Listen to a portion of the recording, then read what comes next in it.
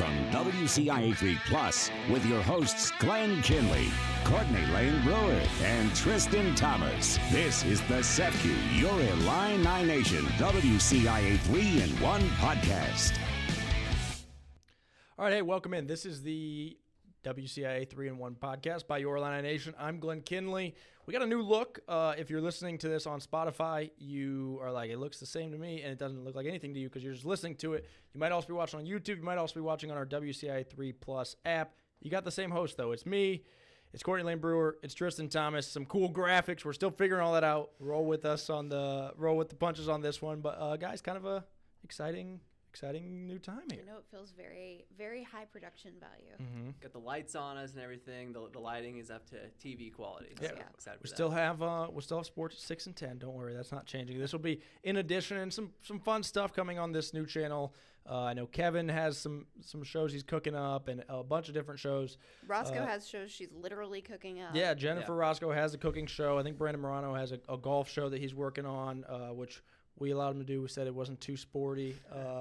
But some fun stuff. We hope to have like press conferences on here. I'm not going to make a promise, but I think that's the goal for this fall is that you'll be able to watch them on our digital channels, but also watch them on this WCIA 3 Plus app that you can get on your Apple TV or your Fire Stick or wherever you want to get that app as we bring you some fun new content. And we're launched kind of in the summertime as we guys kind of wind I don't know if wind down is the right word. We did spend 5 hours at a press conference today. I would say you say wind down, and we've got like the last couple of days, the Right. last 24 hours has been kind of a whirlwind. And Tristan and I got home from St. Louis at 2 a.m., so Yeah, it's been all for the love of the game. Yeah. I am not complaining. A little but- context here. Tristan and Courtney went to Busch Stadium. When we're recording this on, what's today? The 26th. Thursday the 26th. Courtney and Tristan went to Busch Stadium yesterday for Illini Night at Busch Stadium for the Cubs-Cardinals. And then today we had the annual Josh Whitman media roundtable. Started at 10 a.m. and I think we left around 1:30, 2 o'clock. It was good stuff, though. Really valuable stuff. But I think we'll start. First of all, did we miss anything on the introduction to this new show? It's still available on Spotify. We're still going to get up there. If you're listening there, that won't discontinue with the app. But now if you want to watch it, if you're a person who likes video, you have that option. Yeah, I think you mentioned it all. More ways to watch us and consume our content. Yeah, we hope to mix in. We're trying to still make it podcast friendly, so we're trying to show too many. Hey, check this out, watch this, so that if you're listening, you're not like, I can't see any of this stuff. But we do hope to mix in maybe some sound bites, some stuff from press conferences, interviews, stuff like that. We might get a few guests on here, and you'll be able to listen to those. But all stuff that will be friendly if you're just listening, and maybe even a little bit more fun if you do just decide to add in that video element. Good? Yeah, sounds good. I think we got the intro down. Let's start with the NBA draft, which when we're recording this was less than 24 hours ago. Back-to-back Illini picks. We were waiting and waiting and waiting. Like, okay, when's one of them going to go? Oh, my gosh, they both got picked. And it was went from, like, waiting around to an absolute whirlwind in the span of, like, 90 seconds. Not to make it about us, but imagine Tristan and I at Busch in Stadium. Busch Stadium trying to get our content in for the 10 o'clock news as this is happening. Yeah. And we're like, oh, okay, KJ got drafted. We can go film. Mm-hmm. We can go film our stand-ups. Yeah. I looked down at my Apple Watch. Will Riley has been selected. And Yeah. it was just bam, bam, bam. Yeah. But, Bam didn't get selected. oh, yeah. Next Colin year. Boswell, that's his name. Next year. Sorry. That was a bad joke. Boom, boom, boom. How about that? But again, kind of like I was joking with that trip, you can't even complain about the frenzy of it all because it is so special for this program. Mm-hmm. Yeah. Tristan, your And, reaction? Yeah, no, I mean, pretty cool to see him, of course, go back-to-back. First Illini first-rounders, 2 in the first round since Luther Head and Darren Williams in that 05 draft. 20 years. Yeah, that, man, 04-05 feels like, I'm sure for some Illini Yeah. fans, it's like yesterday, but it's really been that long. But it's cool. It's, I mean, I guess not cool in a word for KJ. He wanted to go maybe higher. Right. But it's cool that they've kind of, in him kind of falling in his stock, getting out of the lottery. Right. It's cool that there's that little kind of silver lining of him and Will getting to kind of share that moment. The fact that they went back to back, it kind of drew attention away from the fact that KJ fell probably for better. And I said this when I did our sports at 10 last night, but I was like, fell to the 20th pick in the NBA draft. Right. It was like, it's still not too shabby, Right. right? It's not like, a tumble, and tell you what, we look at track record for Miami Heat first round draft picks. It's pretty good. They get value there, and those guys seem to work out, so that's a good sign. If you're not familiar, most of our Illini fans probably are familiar by now, but Kasper Takachonis, 20th overall in the first round to the Miami Heat. Will Riley goes the very next pick, 21st, to the Utah Jazz, and then he's immediately on the Washington Wizards. It confused all of us. It was a trade, basically. So he goes to the Wizards. Exciting to see their journey, and 2 international players, the 2 youngest Illini ever drafted, and also the first 2 one-and-dones from Illinois' program ever drafted. So it's a new time. I don't know that we'll have another one-and-done right away from Illinois. Maybe we will. Maybe we won't. But it's it was an interesting year. Just with my background in Kentucky, I cannot believe that this is the first one-and-dones that this program has had. I am shocked by that. Not complaining, but shocked by that. So, fun fact, I don't know how fun of a fact this might be for Illini fans. Jeremy Richmond was a one-and-done, highly touted recruit. I believe he was committed to Illinois since his 8th grade year, and he was a one-and-done. He just didn't get drafted. So it's first one-and-dones to get drafted at Illinois. Which is what the casual fan would call a one-and-done. So let's roll with that. Yeah. Usually you assume one-and-done means you get drafted. Right. So we'll talk a little bit more about the basketball roster. We'll talk a little football here. We'll kind of do I don't know if I would call it a full year in review because we didn't prepare here are our biggest storylines from the year, but just kind of stuff we remember, fun memories that we have, or maybe stuff that we're excited for the next year. Before we do that, let's talk about Josh Whitman, who talked to us for when we were recording this about 3.5 hours. Yeah. His opening statement, I believe, was an hour 47.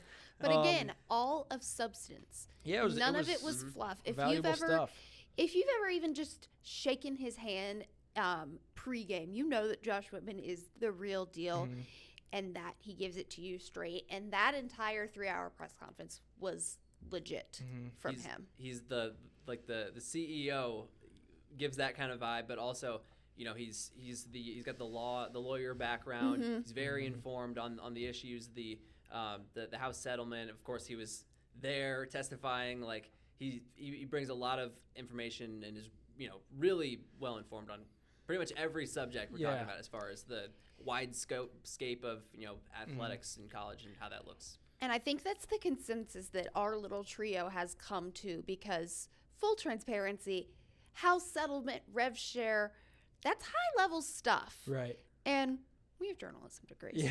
That stuff's really hard to wrap your head around at times. And Josh today did a really good job of breaking down what it means for Illinois, what it means for Illinois athletes, and what it means for the Big Ten and beyond. I came out of that feeling a lot more informed about all of that than I did coming in. Yeah, it was very helpful. If you're not familiar with Whitman's annual media roundtable, it's kind of can we call it a State of the Union address? Oh, it 100% is a State of the Union. For Illinois, but then I think usually it's for Illinois, and today it was for Illinois and Illinois as it relates to the NCAA. So I don't know if we even want to dig in too deep to this, but it might be helpful to give the bare bones of what we're talking about when we talk about rev share and stuff like this.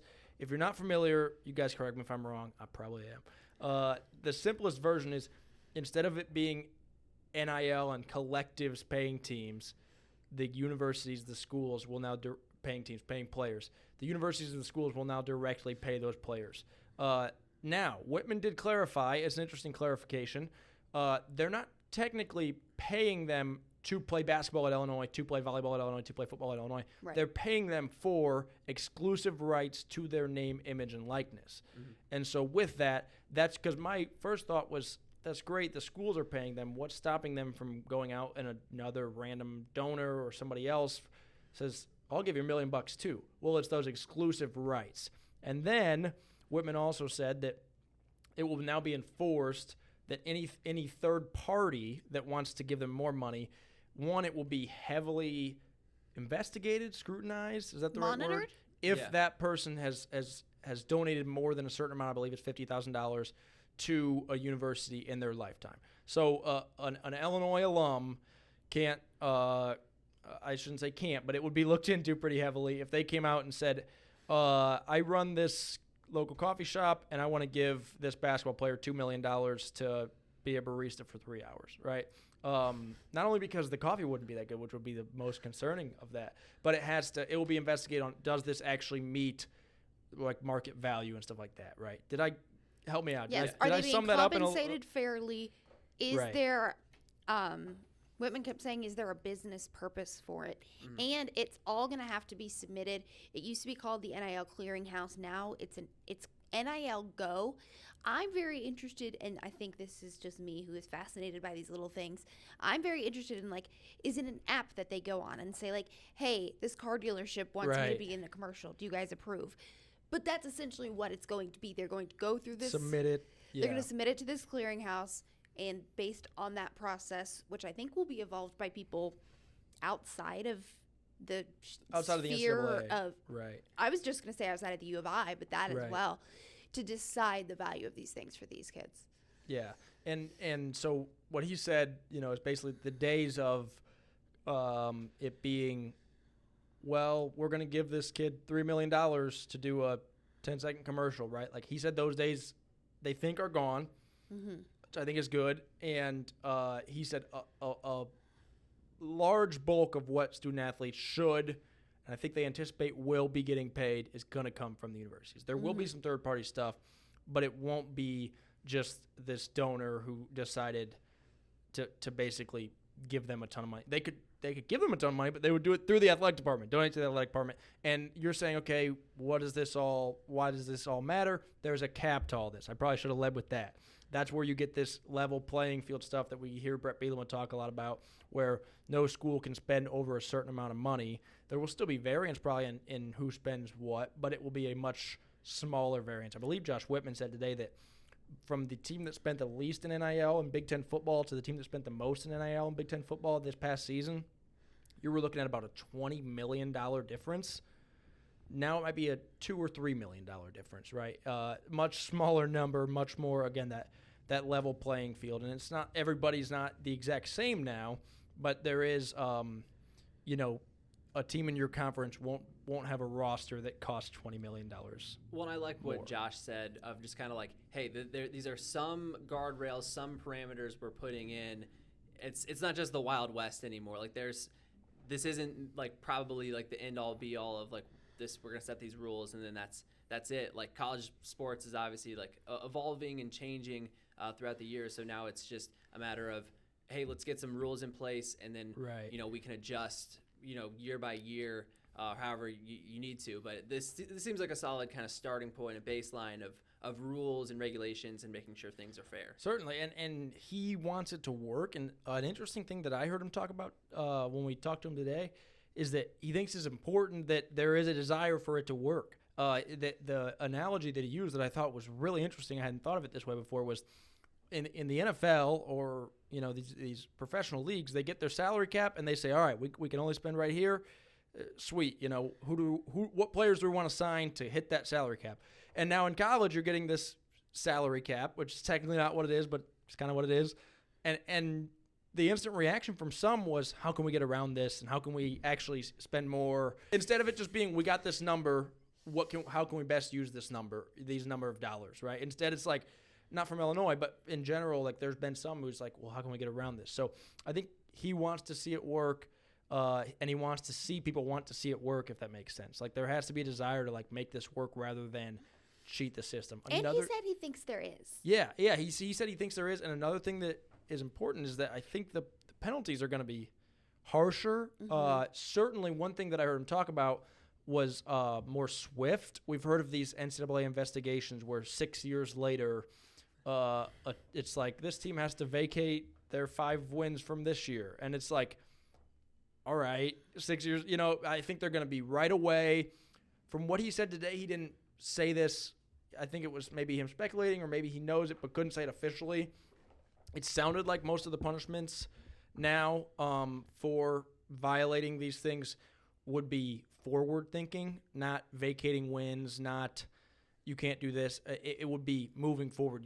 Whether that's suspensions or a cut, I don't know how it works, a cut in what you can spend next year, stuff like that, rather than, okay, we're going to take away something that already happened. It sounded like they want penalties to be urgent, coming out quick, and pretty firm to actually get people to comply, I guess, Right. for lack of a better term. And I think we'd be remiss not to also talk about something that was brought up today is Thursday, June 26th. In today's press conference, talk about roster sizes and roster caps. Yeah. That was something that was talked about a lot today. Mm-hmm. I don't know all these numbers off the top of my head. They're all public. The only number I know off the top of my head is the 105. 105 for football. For football. Yeah. I think he said it. Did he say 18 for volleyball? Yeah, I don't they're all remember, but public. Yeah.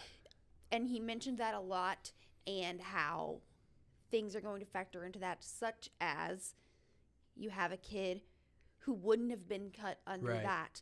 They're going to go into being what's called a designated student athlete. Mm-hmm. And those will phase out Right. until all of those kids have graduated, and then it's hard and fast roster sizes. That Right. those kids add to the 105, so you could have 106, 107 for those designated student athletes. Right. And one thing that was interesting on that is that those designated student athletes stay designated student athletes. So if They Illinois transfer. has 110, which would mean they had 5 of those designated student athletes, and then those 5 guys decide to leave, they can't be like, well, we get to stay at 10 because we had 5 designated student athletes. No, you don't. What I wasn't entirely clear on is, like, then can you still go over if you add more? Like, say you got a transfer from another school who was a designated student athlete at Purdue? I don't think so. It's like I once they hate leave to your program, you speculate, can't- but I don't Yeah. think so. The goal behind that is basically They don't want anyone to lose their walk. job. There's not really walk-ons and scholarships anymore, and so previously walk-ons who were with the program and had committed to maybe picking up their life and moving to Champaign, Illinois, now aren't just like, well, I'm out of a team, I guess, And plus, the transfer portal window's closed now, and so if you're over that 105 right now, and you go into, you don't have to be at that 105 until the first day of competition for fall sports. So you go into training camp over 105. And you cut guys to go down to 105, say you cut 6 guys, they can't transfer. So they're just out a year. That's the goal, is that And for anyone interested for winter and spring sports, it was December 1st or your day of first competition. contest, Right. whichever comes first. Yeah. So, like, basketball normally starts late November. Gymnastics doesn't start till January. Right. That's how that will be affected. it sounds like one thing they're still ironing out is who is on that list, Yes. so that you couldn't just say, let's take all freshmen and put them on that list, so that and let's take 20 guys, and put them on that list, so that we can be 20 guys over the roster limit of those freshmen for the next 4 years. They're still ironing out how they're going to enforce that, but Whitman didn't seem concerned about it. He seemed like it was going to be pretty straight-laced, and I think there's a matter of common sense, if that's the right word, of if Illinois said, yeah, Luke Altmaier, poor guy, he was going to be cut with this 105 thing. No, he wasn't. Okay. Yeah. And that's not going to work. So there's a level of fact-checking on that. It goes back into a lot of what we've spoken about today, and by that I mean a lot of the things Whitman spoke about today. It seems like there's going to be quite a good deal of oversight, and not in a negative way. Yeah, it's Not not in coming from the NCAA we're anymore. watching every single thing you do. It seems like he also said this 100 times today. It seems like there really is an effort to level the playing field. Mm-hmm. Yeah, and it's still just weird to think about scholarships not being a thing. I just think about Yeah. how many scholarships you got, who's on scholarship, but it's roster sizes. That's the new scholarships. How many spots on your roster Yeah. you have, which I think some fans are starting to already kind of think that way. Right. But now that's everyone's got to get used to that, and all of this. I feel Oh, like is yeah. gonna be I mean, there's I'm going to have to get used to being like, oh, he's a walk-on. Well, he's on the they're roster. it's just he's on the team. Certainly you will still have, at least for football, maybe, I don't know about for other sports, maybe for basketball too, but walk-ons in the sense of guys who come to your school and maybe won't play and I don't know, maybe aren't getting as much of the revenue share, stuff like that, but they won't be officially titled walk-ons. Did we cover some of Whitman? I think we got. I say most some of everything. because I mentioned at the beginning of the podcast, we were in there for 4.5 hours. We didn't some of everything here. We have more stuff on our website if you missed it. I'm sure we have more stuff on social media.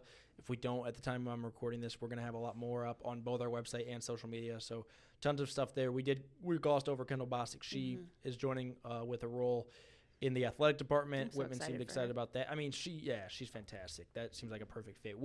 He said we have some news to announce with Kendall Bostic, and I was like, is she getting a statue or is she getting her jersey in the I thought she was going to rafters? be on the coaching staff. One of those three, and now she's joining the athletic department. The rafters might come in. The last thing we should have mentioned: Illinois will keep all 21 athletic programs. Yes. I'm sure we'll see some schools that take out programs to save money for this, to have more money for that revenue share and to spend on their income-generating sports. Illinois will keep all 21. Yeah. Love it. All right. With that, let's take a quick break. If you're listening on Spotify, there won't be a break, maybe like a 1-second break, and we'll be back. If you're watching on the app, WCIA Plus, there'll be a quick break here. We'll come back. We'll talk a little bit more football. We've talked to some of the players this summer. We'll talk quick men's basketball, and then we'll kind of recap and then sign off. All right, welcome back. We're going to give you a little recap of the big league nights we attended recently, the players we talked to, Adam, how they're feeling. Let's start with Illini night at Wrigley Field. I was up there for that one. They sent the whole crew up there: Shauna Green, Brett Underwood, Brett Bielema, Luke Altmaier, Gabe Akis, Josh Kreutz, Josh Kreutz, and Josh Geske. There we go. We gave you the whole lineup. I'm probably beating a dead horse on this one, but Josh too. But Luke is so confident and feels like he knows what he's doing, and he feels very confident in what he's doing. Is that accurate to y'all? 100%. I haven't talked to him this season yet, and I'm dying to. Because I remember coming into last season, having gotten the tail end of his first year here, being in shock at how different he was. And so to see that a third time over, I am so excited. He's talking like someone who led, Illinois to a 10-win season and a first win over an SEC team in a big-time bowl game. Like, that confidence, that momentum they built from the end of last year seems to have carried over. Brett Bielema, extremely confident as well. Heard that on the podcast tour they went on. And yeah, I mean, Illinois football is about as cool as it's been, ever. Yeah. We'll go quick here, but how was things in St. Louis? Illinois sent 4 St. Louis natives down there. Pretty cool. The thing gesture that there. we kept hammering home was they could have sent Luke and all these guys who are returning, but they sent their 4 guys, one of which was never even worn an Illinois uniform. They're 4 guys who are from the Metro East to go and be in front of the people and meet the fans, and that just was to me a testament of the value that Brett Bielema knows these guys have and the unwritten promise he's made to keep recruiting the Metro East. It was so neat. You could tell that the guys were pretty overwhelmed in a good way, and it was just really cool to get to know them. Great to finally meet Carson Boyd, and to me was a great way to really get this thing going. Yeah, Tristan, your takeaways? These guys take pride in being from St. Louis, Metro East area, and that was evident. Very glad to be representing Illinois. Talking to guys like Melvin Priestley, who are just like so happy to be where they are in life and starting for a Big Ten team and bringing back all this talent. It was cool to visit with those guys, and definitely they had some fun. Being at Cardinals game, Brandon Henderson threw out the first pitch. It was he certainly threw it. He was confident. He came in and was like, he told me he hadn't practiced. Didn't practice the first pitch, and it was high and outside. And then, I think he replied to Courtney on social media. He was like, I know that was not my best. He called it horrible and all that. Yeah. But it was a blast. Right. And it's always great to see the representation of Illini fans down there. Absolutely. Yeah. All right. Looked like a fun time. We got another break to squeeze in here. We're gonna take that. We'll come back, sign off, and then you can join us next week.